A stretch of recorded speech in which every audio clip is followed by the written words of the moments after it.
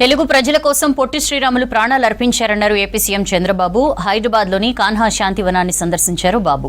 ఇచ్చిన మాట ప్రకారం చిలకలూరిపేట శారదా జిల్లా పరిషత్ హైస్కూల్కు కంప్యూటర్లు, పుస్తకాలు పంపించారు deputy CM Pawan Kalyan.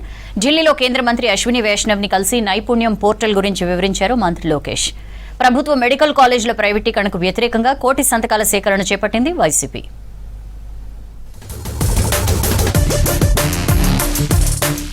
AP విజయవాడలో అమరజీవి పొట్టి శ్రీరాములు ఆత్మార్పణ దినం కార్యక్రమంలో పాల్గొన్నారు AP CM Chandrababu.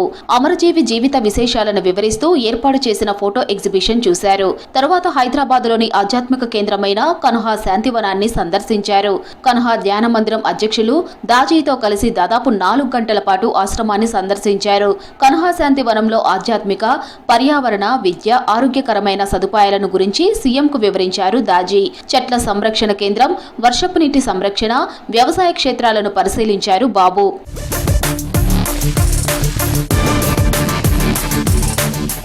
AP Chilakaluripet Sharada జిల్లా పరిషత్ హైస్కూలుకు కంప్యూటర్ ల్యాబ్, లైబ్రరీ ఏర్పాటు చేశారు AP deputy CM Pawan Kalyan. 9 రోజుల క్రితం చిలకలూరిపేట శారదా జడ్పీ హైస్కూల్లో నిర్వహించిన మెగా పేరెంట్స్ టీచర్స్ మీట్ లో హామీ ఇచ్చారు పవన్. ఇచ్చిన మాట ప్రకారం 25 అధునాతన కంప్యూటర్లు, లైబ్రరీ నిండుగా పుస్తకాలు ఇచ్చారు.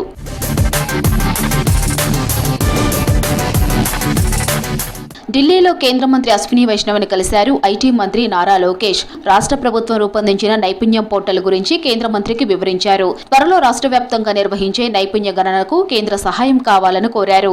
లోకేష్ విన్నపానికి కేంద్ర మంత్రి అశ్విని వైష్ణవ్ సానుకూలంగా స్పందించారు. తర్వాత పార్లమెంటులోని టీడీపీ పార్లమెంటరీ పార్టీ ఆఫీసులో ఎంపీలతో భేటీ అయ్యారు.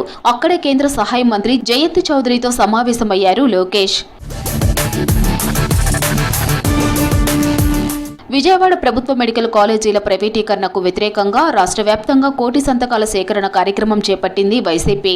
ఎన్టీఆర్ జిల్లాలో 5,000 మందితో సంతకాలు సేకరించి పార్టీ ఆఫీసుకు భారీ ర్యాలీగా వెళ్లారు వైసీపీ శ్రేణులు. అటు కర్నూలు జిల్లాలో మెడికల్ కాలేజీల ప్రైవేటీకరణ వ్యతిరేకిస్తూ సంతకాలు సేకరించారు.